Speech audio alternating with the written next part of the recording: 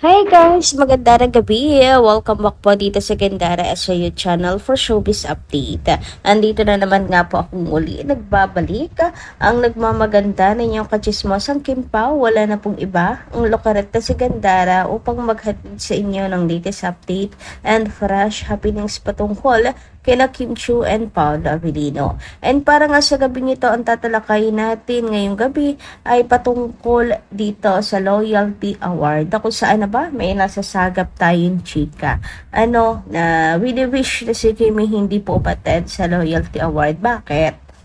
Bakit? Palagay niyo ba hindi deserving si Kimi dyan sa Loyalty Award? Aba, ay isang malaking kalokohan ata yan.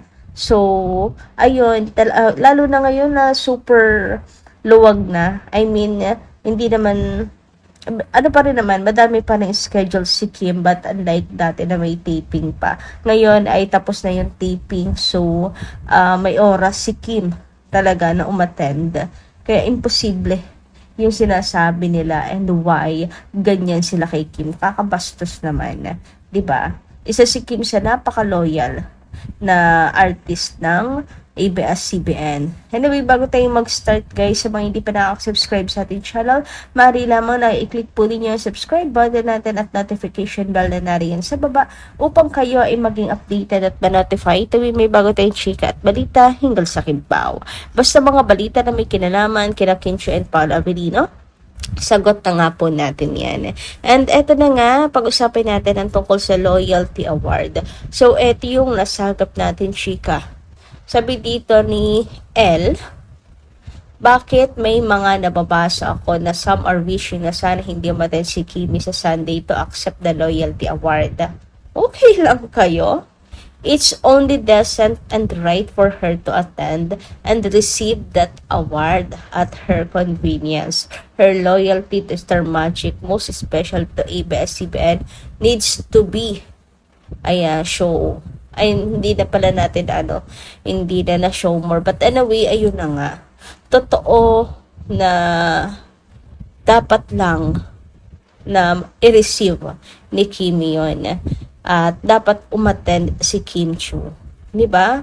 Grabe. Isa si Kim sa may karapatan na tumanggap ng Loyalty Award kasi siyang tunay na napaka-loyal ni Kim sa network na nag-open sa kanya ng opportunity. Nakakatuwa nga na alam niyo yun, meron si Kim utang na loob. Alam ni Kim Chiu yung nagbigay, alam niyo yung marunong siyang lumingon, tumingin sa kanyang pinanggalingan, magpasalamat sa nagbigay sa kanya ng oportunidad, sa nag-alaga sa kanya, kasi tunay naman talaga na hindi po pinabayaan si Kim.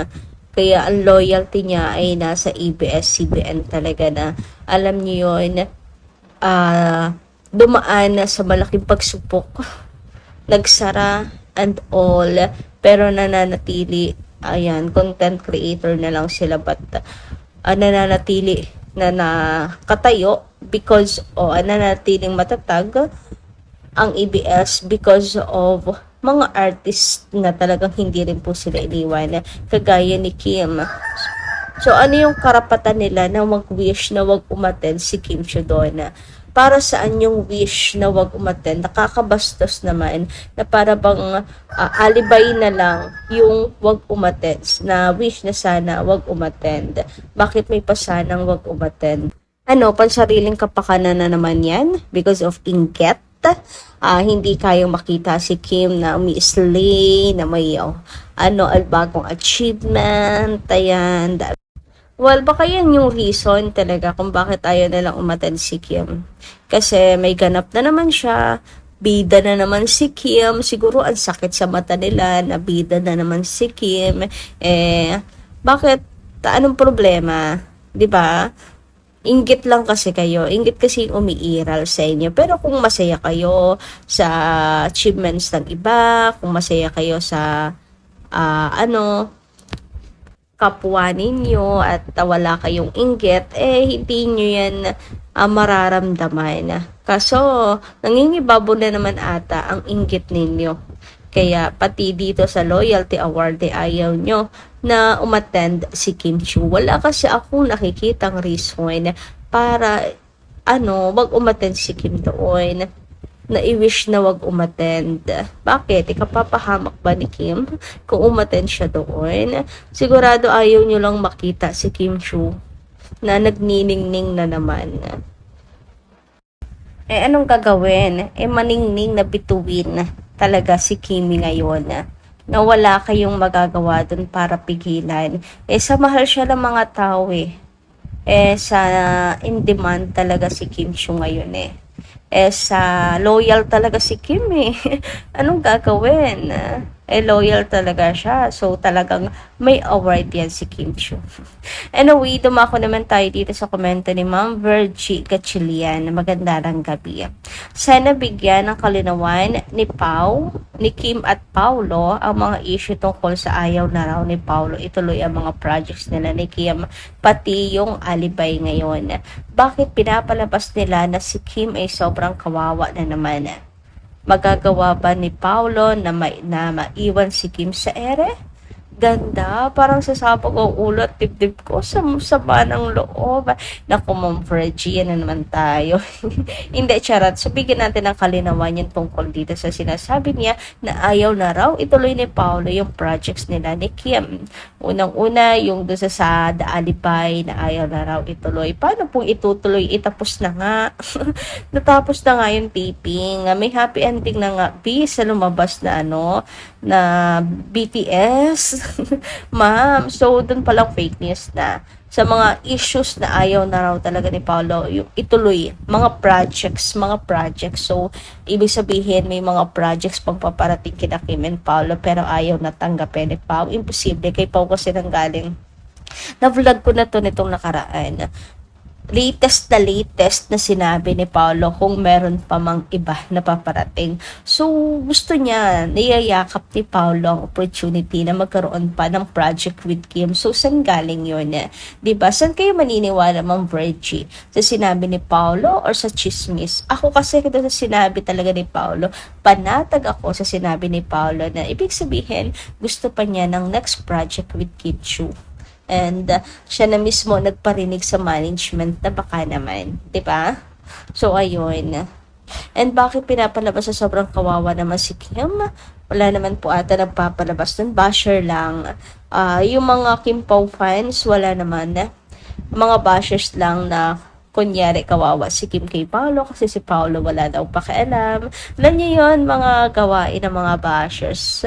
Kunwari walang pakialam si Paulo para masaktan tayo. And mukhang effective naman kasi kayo, ma'am, ay nasasaktan. Pero ganun pa man, nandito ako para linawin at maging panatag kayo, Ma'am Virgie, hindi na sumikip ang inyong dibdib.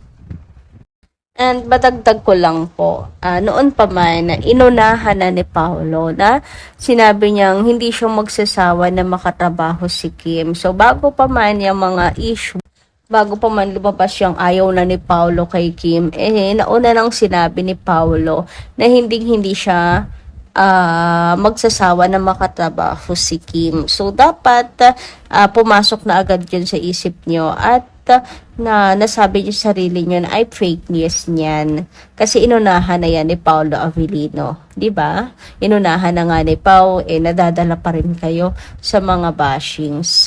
Anyway, ayun, sana, Ma'am Virgie, nagets nyo yung ibig ko sabihin at hindi na po subakit ang inyong dibdib. Samantala, ayon naman po dito kay Ma'am Ledenia Anoba, magandang gabi. Sa lahat ng artistang hindi nakapagtapos ng pag-aaral, si Kim lang ang binabash tungkol dyan.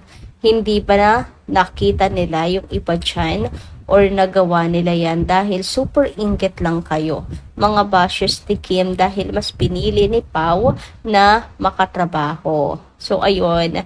True, marami pong hindi nakapagtapos ng pag-aaral. Yung iba, late na lang po tinapos yung kanilang pag-aaral. Ayan, yung iba talagang nagsimula as no read, no write. Si Anthony Jennings, di ba? No read, no write yan. And marami pang iba na hindi naman nakapagtapos ng pag-aaral. Pero si Kim lang yung sinisilip nila na parang si Kim lang yung kabash-bash. Bakit? Walang kabash-bash. Masyado niyong pinaninindigan ang pagiging toxic. Na ang liit ng tingin ninyo sa mga taong hindi nakapagtapos.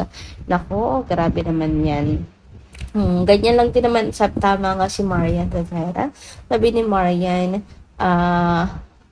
kung ang definisyon ng pagiging matalino ay panghusga sa kapwa, mas pipiliin na lamang niya maging mabait kaysa sa matalino.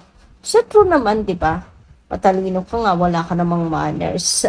Di baliwala lamang din dahil wala namang tatagal na kasama mo sa buhay, na kaibigan, na umiikot ka lang sa fake na mundo, fake na tao, fake na nakakasama, ayan, wala kang kaligayahan. So, maganda pa rin yung masayang buhay, no? Kagaya ni Kim na surrounded ng mga nagmamahal po sa kanya. So, yun lang yung masasabi natin sa mga bashes na to. So, yun lang po muna hanggang ngayon. Hanggang dito lang po muna ating update ngayong gabi. Maraming salamat sa inyong pakikinig. Kita-kits po muli sa susunod nating chikas. Maraming pong salamat.